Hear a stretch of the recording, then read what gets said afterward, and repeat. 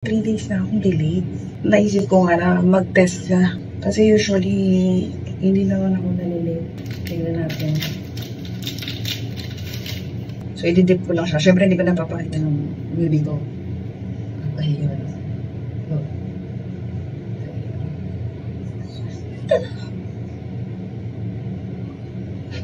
Galing. Automatic siyang sumindi. Alam niyo ba, na last year, nagpa-ayu-ayu pa kami. And fertility treatments. Eh, hindi nga, walang nabubuo. So, ngayon, this year, healthy living kami as in healthy food, workout, at least 3 times a week. So, talagang change kami ng lifestyle. Sa mga hindi nakakaalam, may PCOS kasi ako. And endometriosis. So, matagal din kami nag-try. Nagka-miscarriage na rin ako before kay Kitty. Kasi Kitty,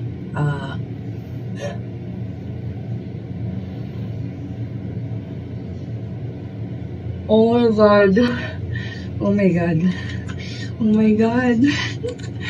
Oh my God. May nakabook pa naman kami. 2 trip for this year. Oh my God. Wait, isa pa. OMG. OMG. OMG. Mapapakita ako sa'yo.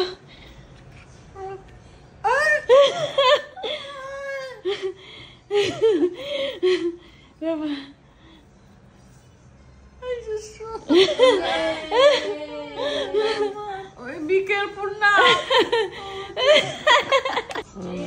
Basahin mo!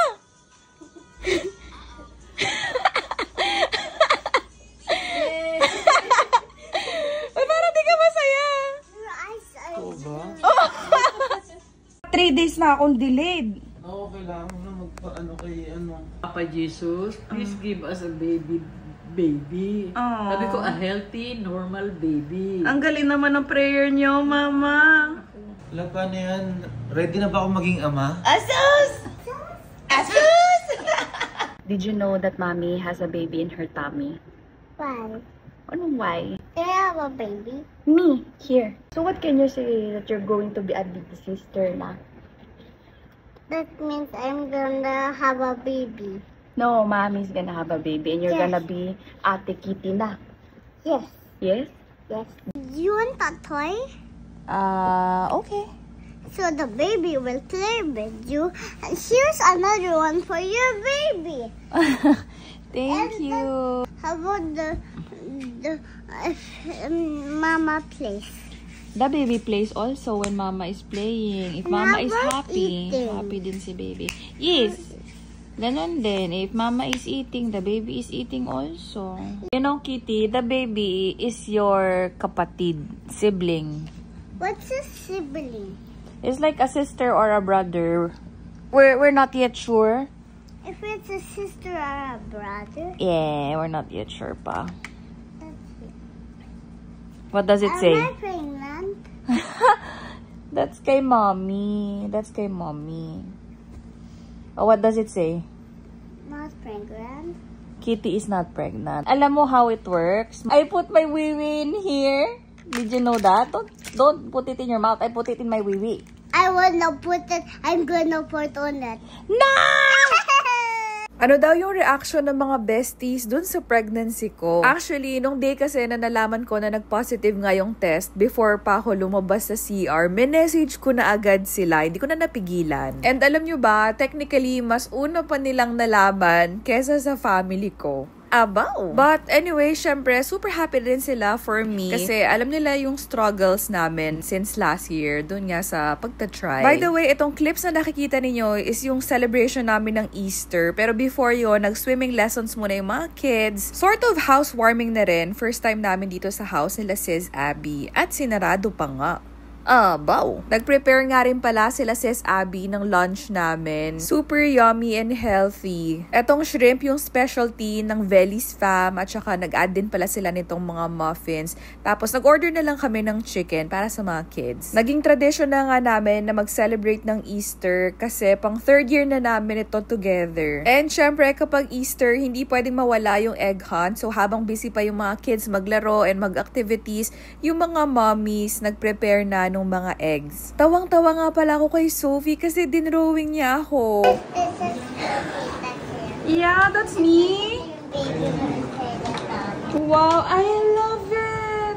Oh, diba? Super cute. Parang ready na rin, sis. Super sweet din pala ni Ate Kitty. Always niya akong chine-check. After namin kumain ng lunch, gumawa ng DIY tickets yung mga kids. Sinulat lang nila yung name nila sa paper. Tapos, in exchange, pwede silang kumuha ng popcorn and manonood na sila dun sa may room ni Sophie kasi may projector doon. Sige nga, can you guess ano yung papanoorin ng mga kids na movie? Clue, Disney movie siya. Habang busy pa yung mga kids manood sa loob ng room, yung mga parents nag-board game muna. And dahil medyo mainit yung panahon, ginawa na ko ni Sis Abby ng sparkling water with lemon. So refreshing. Nung medyo hindi na mainit, mga late hapon na siguro to, pumunta na kami dun sa may park na area. Habang busy yung mga kids mag-color ng mga eggs nila, yung mga mommies nag-start na mag-scatter ng mga eggs. Pero dahil bawal mapagod, ang isang mother chinimay, chill lang muna tayo dito sa may gilid.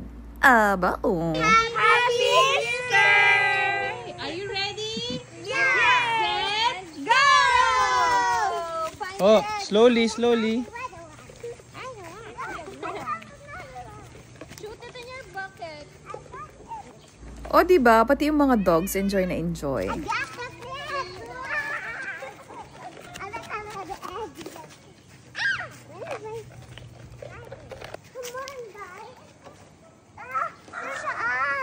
Oh, Kitty.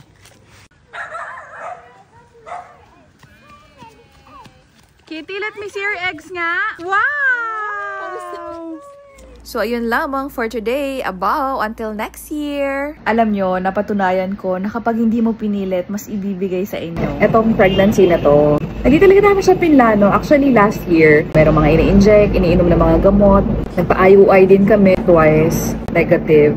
After nun, wala, nag-stop na rin kami sa gamot. Pero nag-lifestyle change kami. As in, pagkain namin, super healthy na. Tapos go-workout na kami parehas ni Daddy Christian. Mga at least 3 times a week, ganun. Ayun, hindi talaga namin na-expect. Biglaan na lang.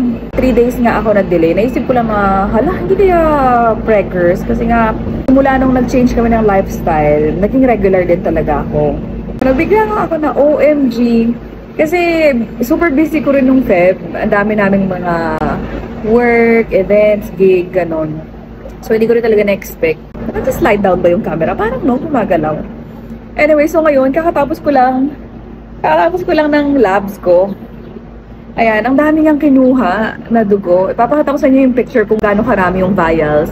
Parang almost 10 piraso. Tapos nag-glucose test din pala ako. Kasi last year, pre-diabetic na pala ako before noon. Kaya ngayon, nag-test ako ulit ng glucose. So yun, hindi pa alam kung anong result, pero update ko kayo. Okay? So anyway, continuation, nakauwi na nga ako and everything. Bed rest nga pala ako kasi nga may nakita na hemorrhage dun sa unang ultrasound ko. Pero konti lang naman daw, just to be safe lang. So anyway, ayun na nga. Sabi nga pala ng doktor, dahil nga meron akong PCOS and endometriosis, yung chance namin na magka-baby ngayon is around 4% chance lang. Kaya talagang hindi namin super na-expect na magkakaroon kami ng baby in a natural way. Ang lakas ni Mother tsaka ni Kitty kay Papa Jesus kasi araw-araw sila nagpe-pray before matulog. Please give us a baby nga daw, ganon. At that time nga pala, pinag-usapan namin ni Daddy Christian kasi nga ilang failed IUI na kami and ilang months na rin kami nagtatry. Yung next step kasi nun is IVF. So pinag-uusapan namin, mag-IVF ba tayo? Kaso parang naisip ko na ayoko namang ipilit na kung ayaw talagang ibigay, baka it's not meant to be. Sabi namin, sige, mag-focus na lang muna tayo sa pagandahin muna natin yung kung saan kami nakatira ngayon, which is yung gazebo nga, kaya namin ni-renovate. Akalain nyo yun! Dahil hindi namin pinilit, mas binigay.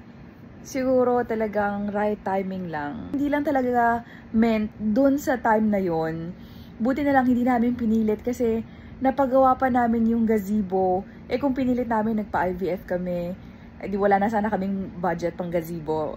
Alam niyo yon. I guess talaga right timing din. And prayers.